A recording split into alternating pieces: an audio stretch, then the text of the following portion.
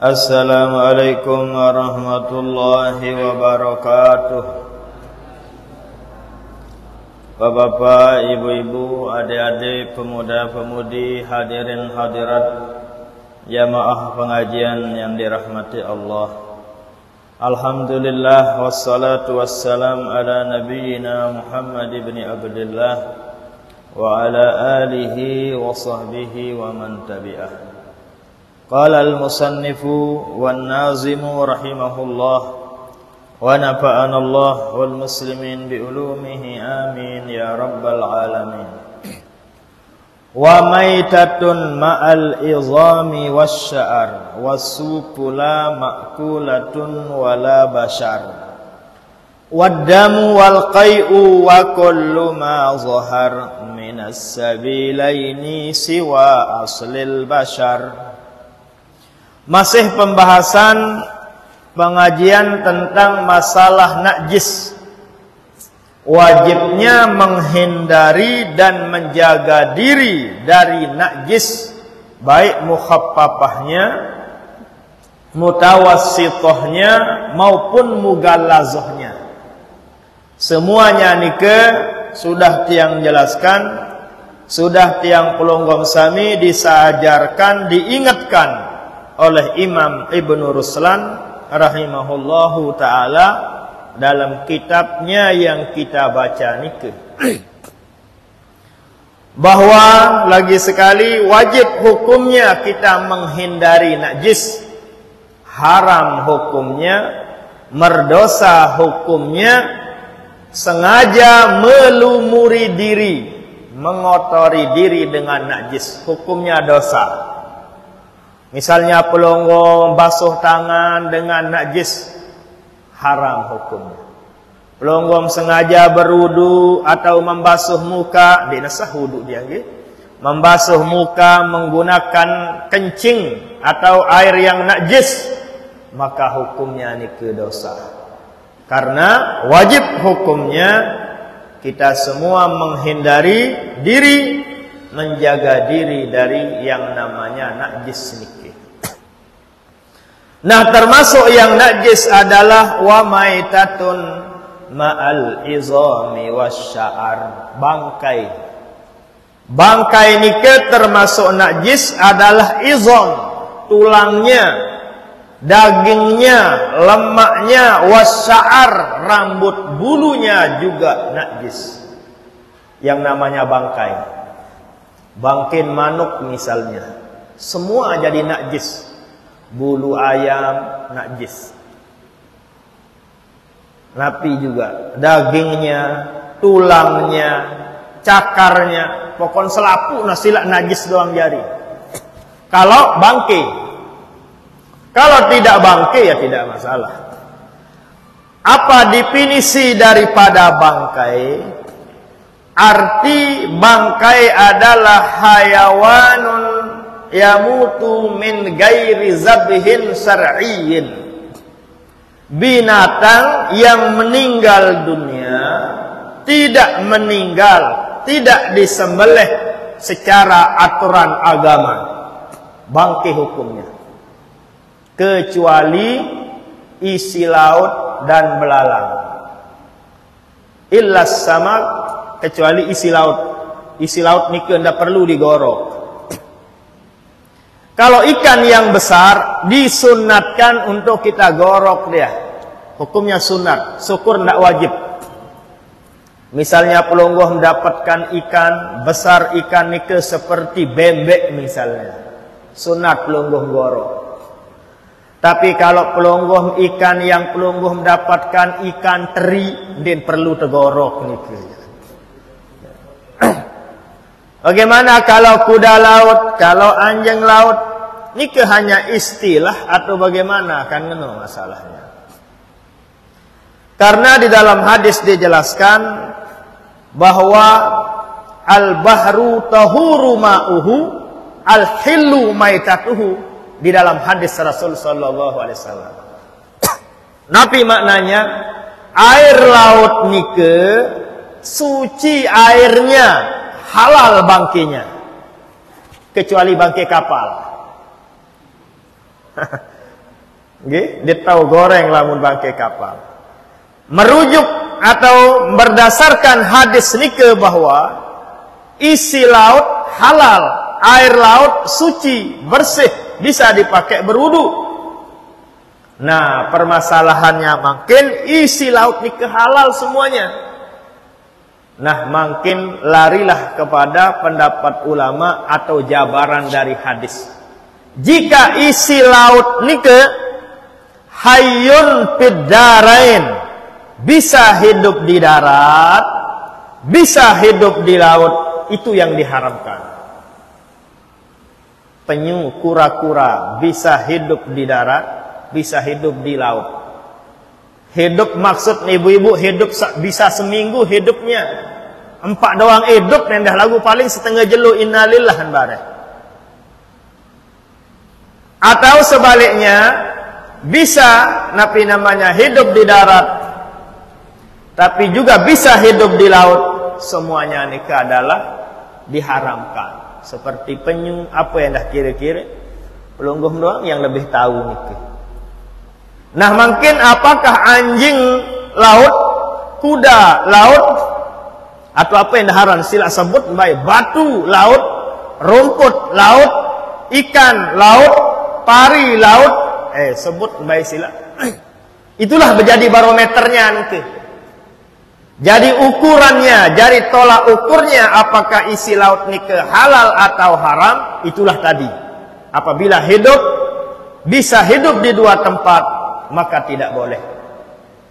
Kalau hidupnya hanya bisa di laut, tidak bisa di darat, halal. Bagaimanapun bentuknya dan apapun namanya. Ikan duyung misalnya.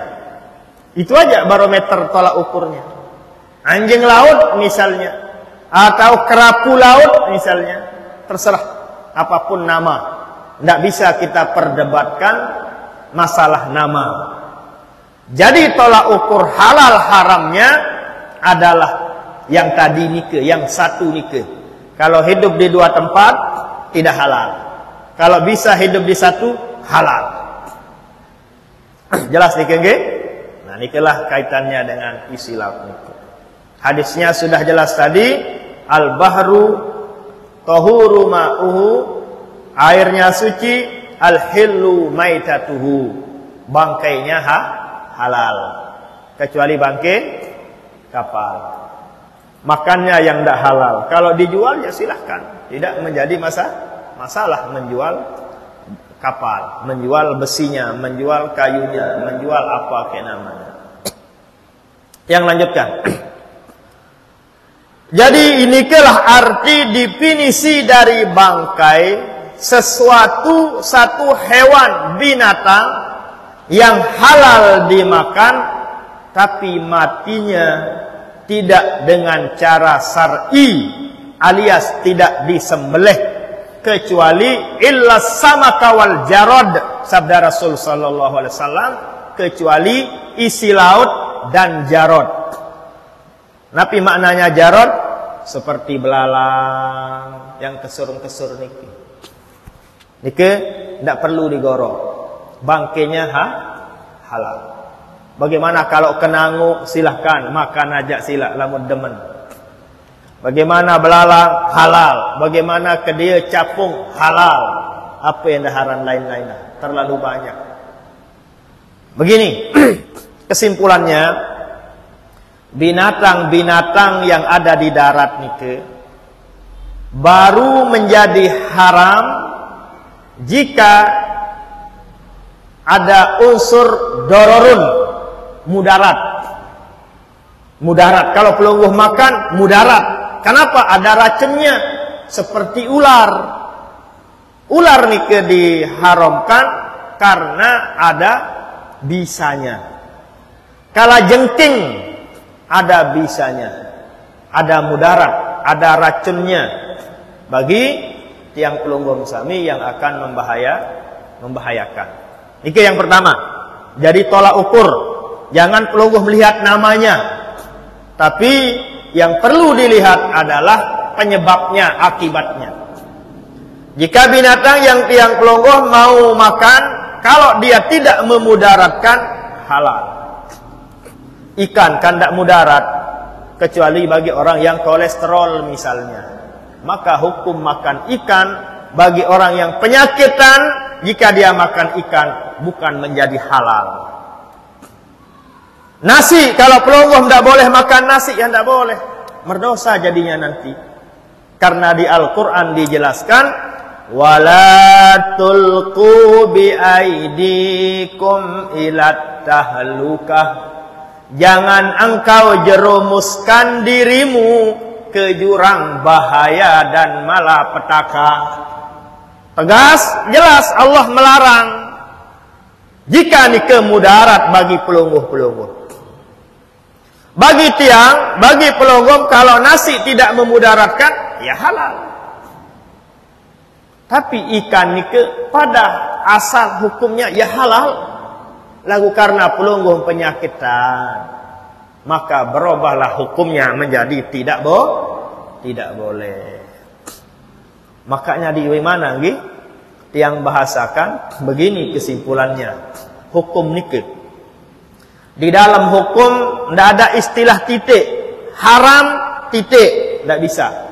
Wajib titik, bukan. Haram, koma. Wajib, koma. Haram jika titik-titik. Wajib jika titik-titik. Itulah makna daripada kaidah usul fikihnya yang mengatakan al-hukmu yaduru ma'al illah wujudan wa adaman. Hukum nikah tergantung keadaan, tergantung situasi, tergantung kondisi. Ada haram bisa menjadi halal. Babi haram, bangke haram. Dalam kondisi darurat terpaksa diperbolehkan. Ikan endara, manuk endara, nasi tidak ada, endomi tidak ada. Yang ada hanya na'udzubillah bangkai misalnya. Dihalalkan. Akan tetapi biqadri syaddir ramaq, sekedar menyambung nyawa. Tidak sampai kenterap. Masih baik. Oh, tidak bisa. Punya ukuran. Tadi halal, haram bisa menjadi halal. Kenapa? Ma'al illah. Karena keadaan, karena situasi, karena kondisi. Berubah hukum menjadi halal. Air halal, air niki halal. Air niki bisa menjadi haram. Kapan? Kalau pelunggum curi air, haram jadinya. Ini kegambaran hukum supaya pelunggum tidak bingung. Jadi tidak ada istilah hukum titik halal titik, tidak titik, masih koma. Halal jika, haram jika, makruh jika, mubah jika, sunnah jika, sah jika, batal jika. Sudah kita sampaikan, sudah kita diingatkan oleh Imam Ibnu Ruslan rahimahullah di pengajian-pengajian bulan-bulan yang lalu. Ahkamu syar'illah hisab untuk samu al-fardu wal mandubu wal muharramu warrabi'ul makruhu summa ma'ubih wasadisul batilu wahtim bis sahih. Itu pengajian yang lama, sudah berapa bulan. Itulah gambarannya. Oke, insyaallah pelunggum masih diingat niki. Hukum-hukum syariat niki. Oke? Nah, itulah dia maksud yang tadi adalah wajib titik, bukan titik, wajib koma. Salat wajib jika ibu-ibu dalam keadaan suci bersih. Kalau ibu-ibu dalam keadaan tidak suci bersih alias haid, salat bukan menjadi wajib tapi menjadi haram. Angka ini wajib, ini halal, ini haram. Itulah dia, tergantung illatnya, tergantung keadaannya, tergantung situasinya, tergantung kondisinya. Inilah gambarannya tadi. Nggih, mudah-mudahan pelungguh tidak bingung. Kita lanjutkan pengajian ini. Nikalah termasuk yang najis adalah wa maitatun ma'al izami wasya'ar. Semua binatang yang tidak disembelih dengan secara agama hukumnya najis. Segala-galanya. Rambutnya, bulunya, tolangnya, dagingnya, lemaknya, semua pokoknya. Semua nikah adalah haram. Pertanyaan, bagaimana kalau bulu manuk nikah, bulu ayam yang dijual nikah? Sama jawabannya, nikah sudah jawabannya. Kalau bulu ayam yang dijual nikah, bulu ayam yang diperjualbelikan nikah dibuat dari bulu ayam yang sudah disembelih, maka hukumnya suci. Akan tetapi jika bulu-bulu ayam yang dijual di pasaran nike dibuat dari bulu ayam yang bangke, maka hukumnya najis.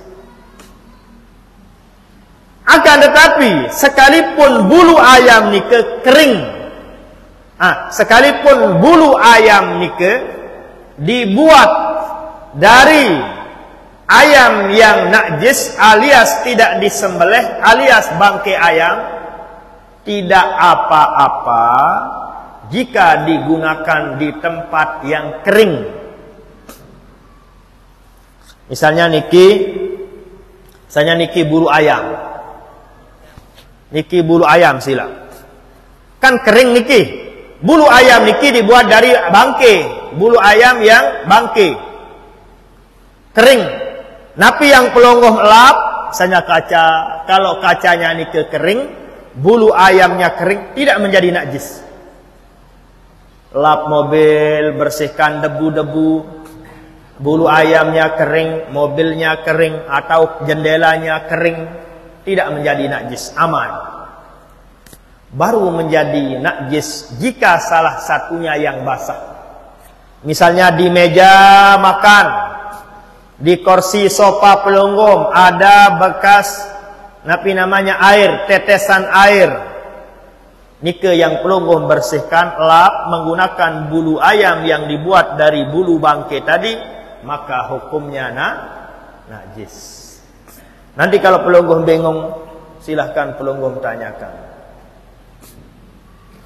Waddamu wal qai'u wa kullu ma zahar minas sabilaini siwa aslil bashar. Demikian juga termasuk yang najis adalah darah. Darah apapun sama hukumnya. Darah jerawat, darah bisul, darah gigi, darah haid, darah men, darah melahirkan, darah ayam, selaput darah. Kecuali darah anjing dan babi sama hukumnya najis mutawassithah. Semua darah najis. Darah yang dimaaf adalah darah yang sedikit, ukuran sedikitnya lam yasil, tidak ngalir, seperti darah jerawat. Kalau darah jerawat pelungguh tidak sampai ngalir, dimaafkan.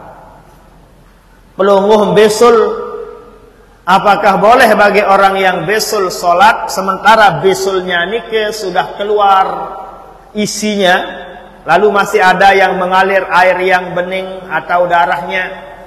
Jawabannya boleh jika yang keluar darahnya atau nanahnya atau cairannya jika tidak sampai mengalir.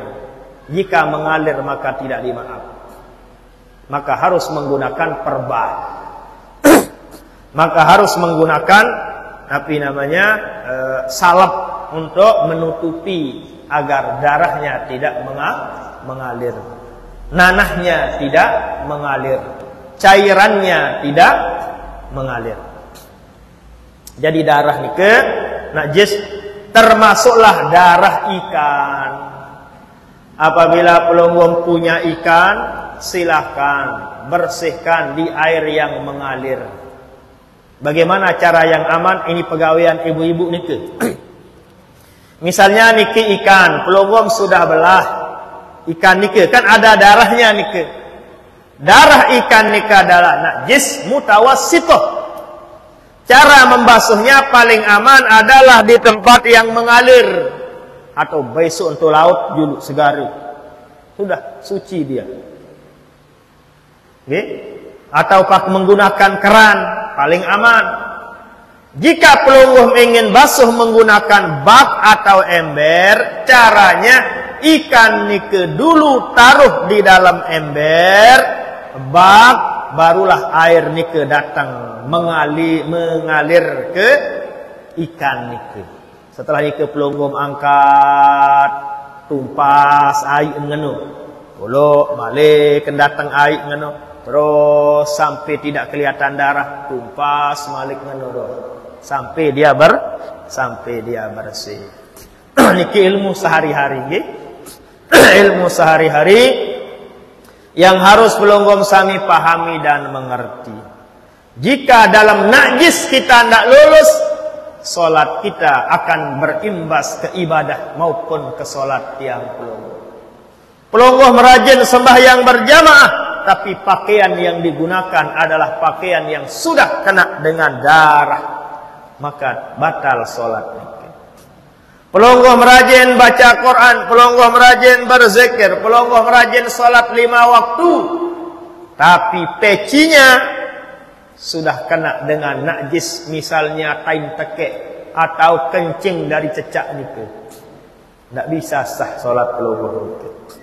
Najis niku sangat-sangatlah mendasar dalam masalah ibadah.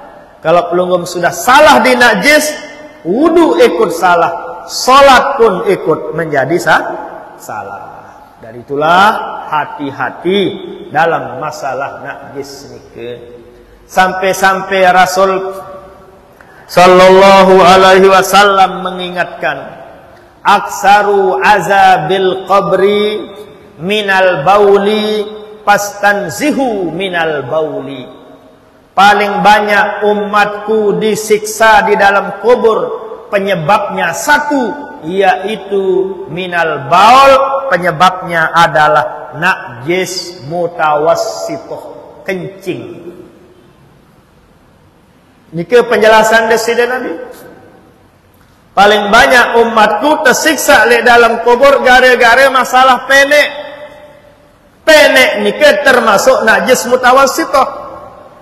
Kencing nike sama dengan darah ikan, darah ayam, darah jerawat, darah men, darah-darah yang lain.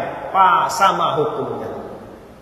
Mawana nike, makanya Imam Ibnu Ruslan rahimahullah mengingatkan tiang pelonggom, menjelaskan tiang pelonggom sami mana hal-hal yang termasuk najis yang wajib kita hindari, wajib kita jaga diri dari najis-najis nike. Lebih-lebih najis batin. Mana maknanya najis batin? Yaitu dosa. Kalau dosa nike kan tidak kelihatan pelonggom. Kalau kencing kelihatan, kotoran kelihatan, darah kelihatan. Tapi kalau dosa tidak kelihatan dosa nike. Itulah sebabnya baik dosa yang kelihatan maupun yang tidak kelihatan, kita diwajibkan untuk membersihkan diri. Dosa yang kelihatan kita bersihkan dengan air, pelungguh paham. Tapi kalau dosa yang najis yang kelihatan, pelungguh bersihkan dengan air, paham pelungguh. Tapi kalau dosa, kalau najis yang tidak kelihatan nike, tidak bisa bersih dengan air. Tapi kita bersihkan dengan bertaubat dan banyak membaca sholawat. Banyak pelungguh membaca Astaghfirullahalazim, sering tiang sampaikan. Tinggal pelungguh sami mau tidak mengamalkannya. Cara membersihkan najis yang tidak kelihatan, yaitu dosa nike, dengan bertaubat dan membaca salawat. Pelungguh banyak baca istighfar, bersih pelungguh dari dosa. Barulah yang kedua, dengan pelungguh banyak membaca salawat. Lebih-lebih makin bulan Sya'ban. Tanggal pira makin Sya'ban? Oh, tanggal 10 Sya'ban. Oh, berarti semendak lagi kita nisfu Sya'ban.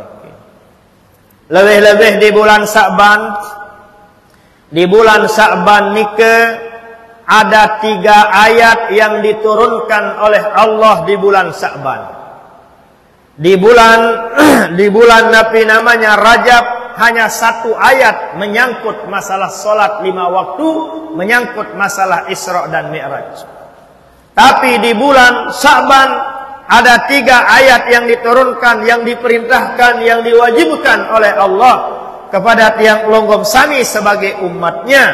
Yang pertama adalah Innallaha wa malaikatahu yusalluna 'alan nabi ya ayyuhalladzina amanu sallu 'alaihi wa sallimu taslima. Allahumma shalli wa sallim wa barik alaihi. Ayat yang mewajibkan tiang pelonggong untuk baca salawat turunnya di bulan Sya'ban. Ayat yang tadi yang selalu dibaca oleh Ustaz Jumahir tatkala menjadi khatib. Selalu para khatib yang bertugas membaca khutbah membaca ayat yang tadi. Ayat nike turunnya di bulan Sya'ban. Ayat nike menyangkut Nabi menyangkut wajibnya tiang pelonggong sebagai orang beriman untuk selalu membaca salawat dan salam kepada Rasul sallallahu alaihi wasallam. Sebagaimana halnya Allah maupun para malaikat yang yusalluna 'alan nabi, tidak bosan-bosan, tidak putus-putusnya membaca salawat kepada Rasul. Seperti ini ke juga tiang pelonggong sami harus sebanyak-banyaknya kita membaca salawat. Mulailah dari makin bulan Sya'ban. Dengan salawat kalau pelonggong yang punya keinginan merubah nasib perjalanan hidup pelonggong, silahkan awali dengan membaca salawat. Pelonggong-pelonggong yang ingin merubah Nabi namanya usahanya, profesinya, niat hajatnya, raihlah, rubahlah, mulailah dengan membaca salawat di bulan Sya'ban niki. Mumpung di bulan Sya'ban turunnya perintah membaca salawat. Niki ayat yang pertama. Sudah makruf. Sering tiang jelaskan kelebihan, keistimewaan namanya salawat niki. Karik melindik da amalan doang sih. Yang kedua, di bulan Sya'ban niki turunnya ayat yang memerintahkan kiblat kita kembali lagi ke Masjidil Haram. Tidak lagi ke Palestina, tidak lagi ke Masjidil Aqsa. Qad nara taqalluba wajhika fis samaa fawalli wajhaka syatral Masjidil Haram. Bila menjarak sembahyang desida Nabi assalamualaikum warahmatullah, selalu mengadah ke langit, menatap ke langit desida Nabi. Kenapa? Nabi sebabnya beliau selalu berharap seolah-olah Jibril akan datang membawakan beliau wahyu yang memerintahkan kembali solat kiblatnya ke Masjidil Haram.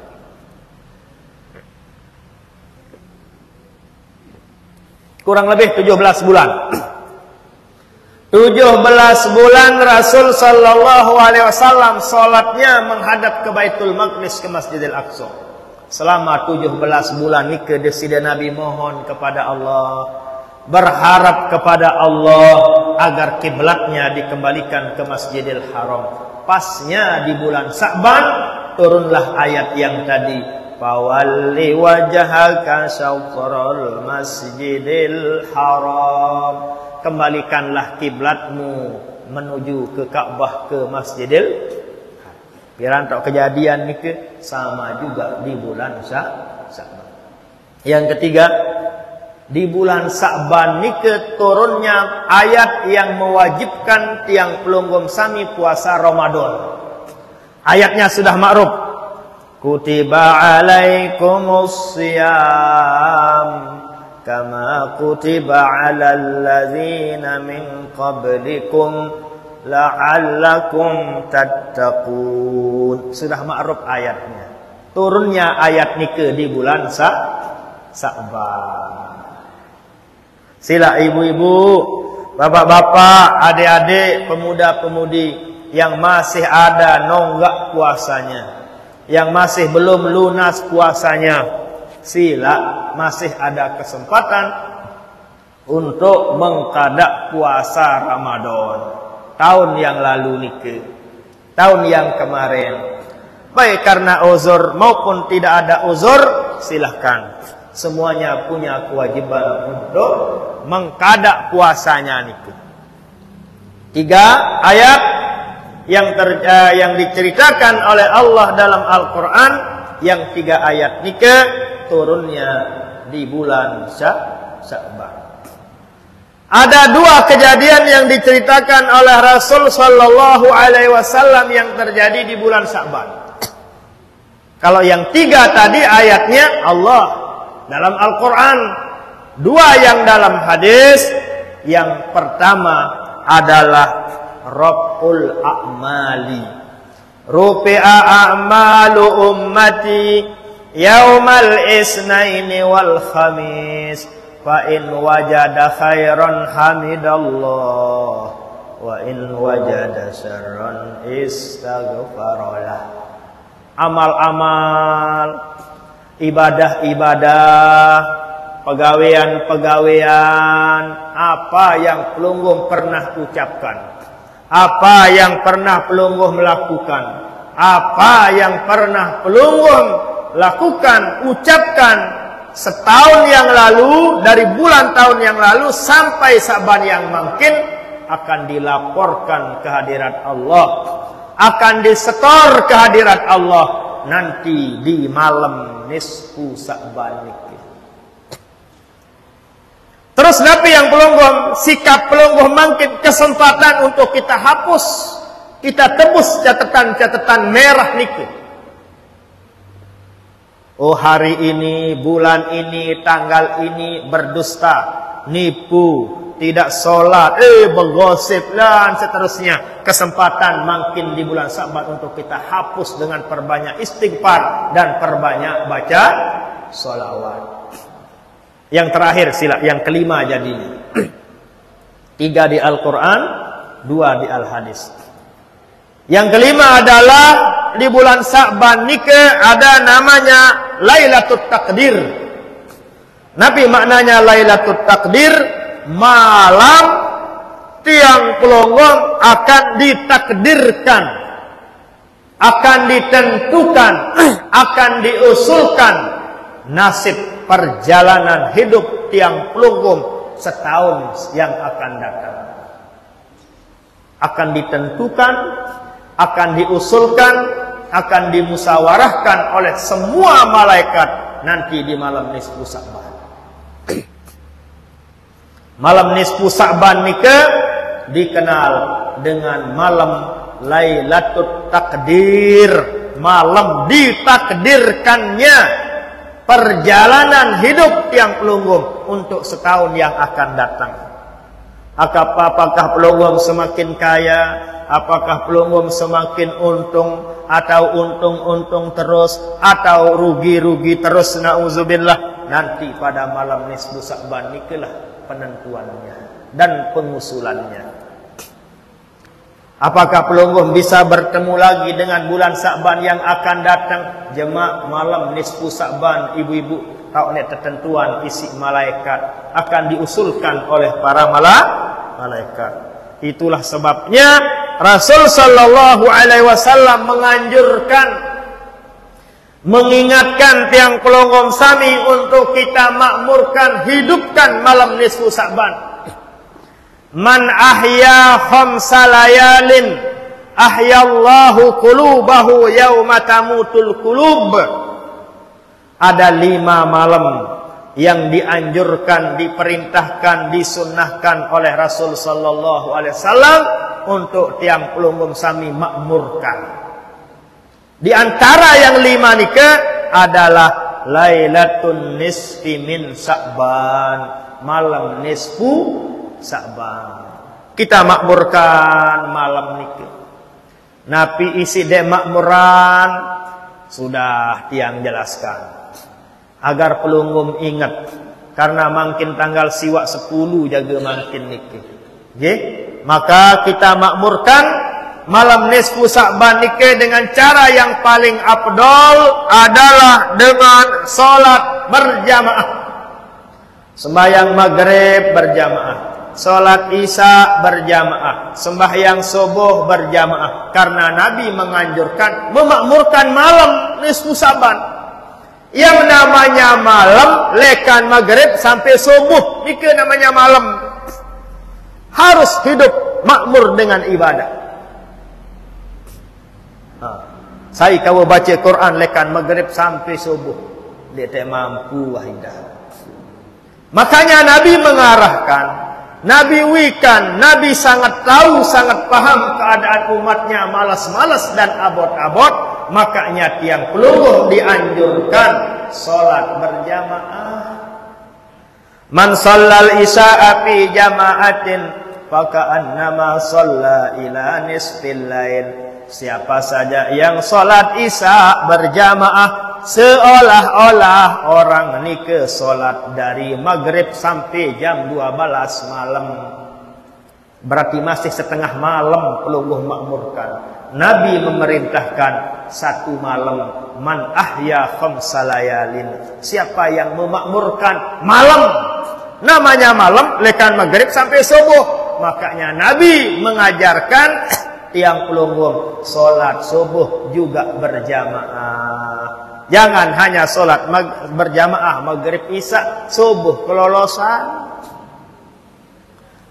Wa man shalla subha fi jama'atin, akan tetapi jika orang nike juga salat subuh berjamaah, faka'annama shallal laila kullahu, seolah-olah orang nike salat dari maghrib sampai subuh.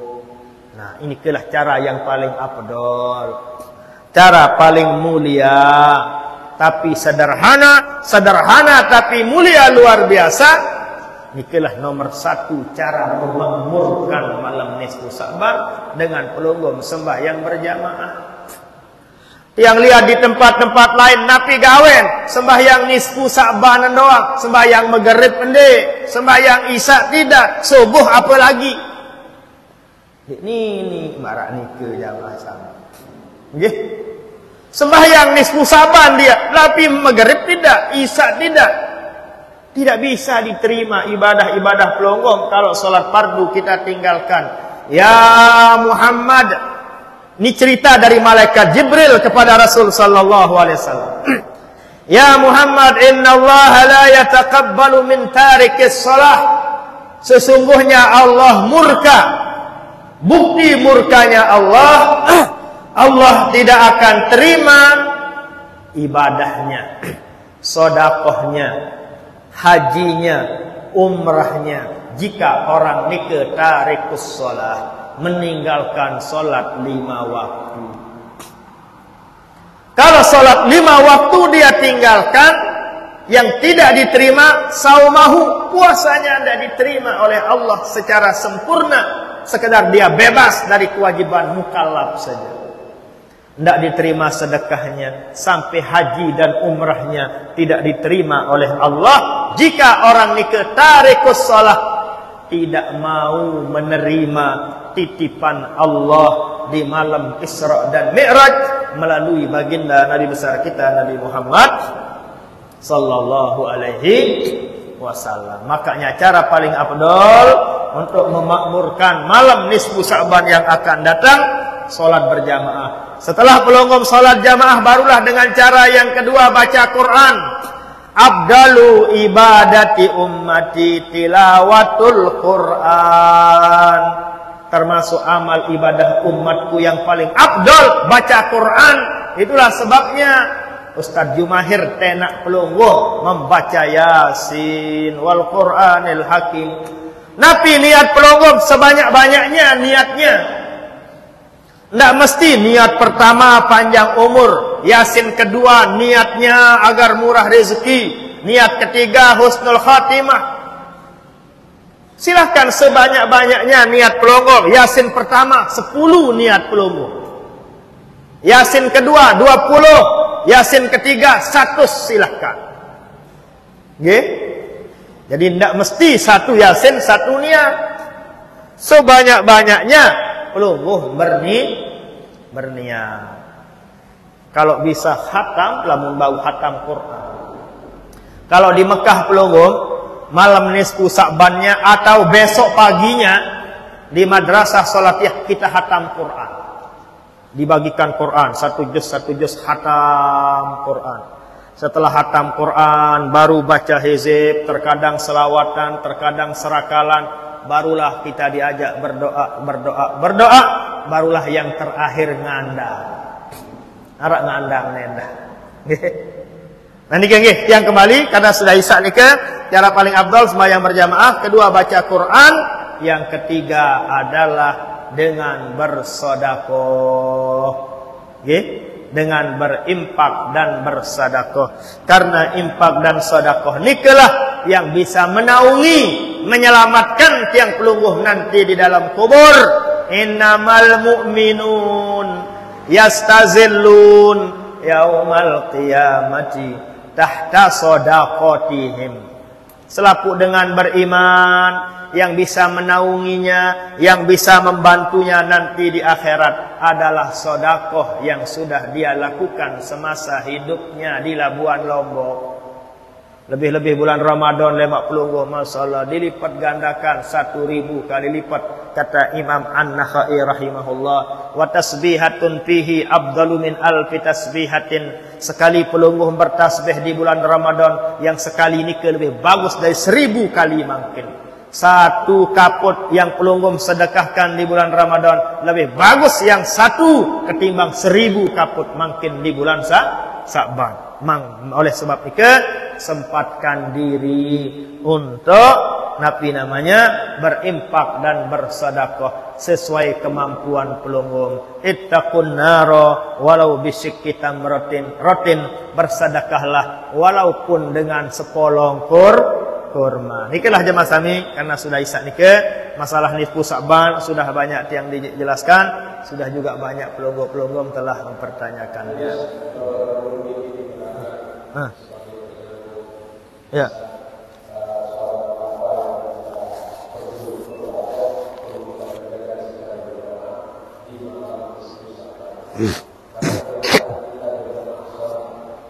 Salat nisfu Sa'ban mana?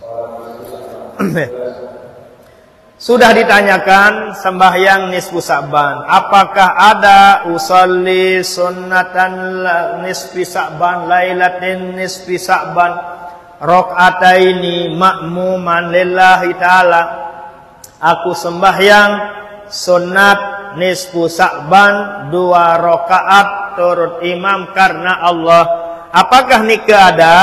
Adanya niat nikah, ajaran nikah hanya di kitab perukunan. Hanya di perukunan. Tapi kalau ulama-ulama ternama, ulama-ulama guru-guru tiang pelungguh yang ada di Mekah Al-Mukarramah, atau guru kita yang ada di Lombok, yaitu pahlawan nasional Nusa Tenggara Barat, Tuan Guru Kiai Haji Muhammad Zainuddin Abdul Majid, beliau tidak menganjurkan salat nisfu Sa'ban secara berjamaah. Kalau al-makurlah Bapak Maulana Syekh tidak menganjurkan, juga beliau tidak keras melarang. Tapi kalau masai-masai kita di Mekah jauh, tidak boleh katanya. Kenapa? Karena perintah hadisnya kan memakmurkan malam nisfu Sa'ban. Dengan apa? Dengan solat. Ini cara paling afdol. Solat apa? Solat maghrib.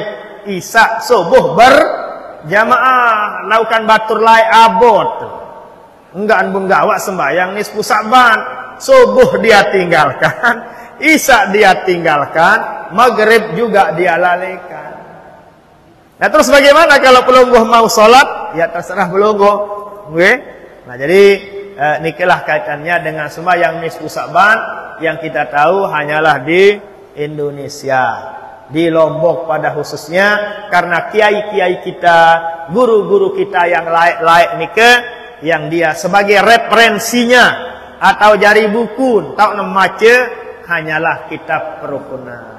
Jadi napi yang ada di perukunan itu yang dia amalkan. Sementara kita tanyakan kepada ahlinya, para ahli hadisnya, ahli fikihnya, ahli tafsirnya, para ulama-ulama, masyayikh guru-guru kita sampai di Mekah Al-Mukarramah. Alhamdulillah selama 8 tahun tiang di sana, satupun masyayikh ulama tidak ada yang mengajak untuk sholat nisfu Sa'ban. Tapi kalau Yasin yang lain-lain tidak sama. Ya kalau sholat hajat tidak ada kaitannya dengan nisfu Sa'ban. Kalau sholat hajat ya kapan saja. Boleh pelunggum sembahyang hajat, boleh pelunggum sembahyang tasbih bila perlu nggih. Nike aja paling afdol. Maghrib berjamaah, Isya berjamaah, subuh berjamaah. Justru nike paling berat sila. Bagaimana kalau sholat hajat? Boleh. Sholat tasbih bagus. Bagaimana kalau sembahyang malam nisfu baita jamaah, kelecang ngidap keni lambu kendek gawen, silahkan. Nggih? Karena memang tidak ada yang melarang juga sembahyang nisfu Sa'ban. Cuman secara kajiannya seperti yang tiang jelaskan tadi, al-makurlah Bapak Maulana Syekh tidak melarang keras, juga tidak menganjurkan keras. Jadi terserah pelungguh. Tapi biasa paling utama nek maghrib isya subuh. Ndak sembahyang nisfu Sa'ban lagu maghrib isya lolos. Nggih? Balik enggak. Alhamdulillah salatu wassalamu ala nabiyina Muhammad ibn Abdullah wa ala alihi wa sahbihi wa wala. Allahumma barik lana fi Sya'ban wa ballighna Ramadan. Allahumma barik lana fi Sya'ban wa ballighna Ramadan. Wa nawwir qulubana bi nuril iman wa nawwir wujuhana bi nuril irfan. Rabbana atina fid dunya hasanah wa fil akhirati hasanah wa qina adzabannar. Subhana rabbika rabbil izzati amma yasifun, salamun alal mursalin. Alhamdulillahi rabbil alamin. Al-Fatihah.